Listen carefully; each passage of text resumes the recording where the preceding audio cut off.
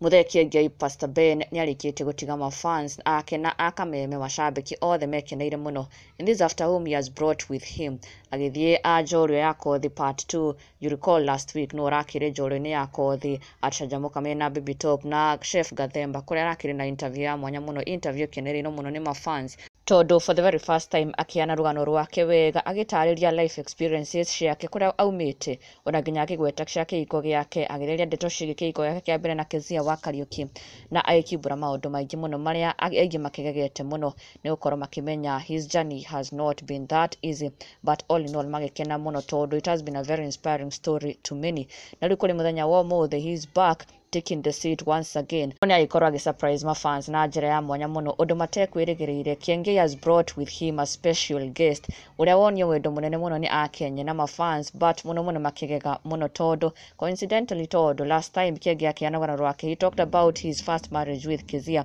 kuria korwa ekiuga kana kao ni mariraga wega muno, they co-parent very well, ndari hindi one mwarede ali arekia kana gake, and today he has decided to bring their daughter Karaniko Orpa akorwa akigira nako studio na ni undu wake niriro muno ona nginya Baby Top muthoni wa Kiruba ona akira makuitha gikeno giake as they took a photo together othe mari atatu na Akenya niho makorwo magikionera mugeni wa mwanya muno wo muthe Orpa na magikioka nige gukorwo maybe in the interview kana ona kwa kanya ga kwaria. Ici ari imwe cia comments kuma kuri Akenya ta Helen Charles akiuga waiting say hi to them Orpa in the house with a daddy na akiongera akiuga baby girl looking amazing na Katrina akiuga wow ka baby kana ka poa, and also Eliza agikarwa kauga Waithera she is so cute. Akenya magikena muno ni how Kiengei has walked in kana gukorwo akia company ni kairetu gake na Kezia wa Kariuki to studio on his Njorua part 2 session.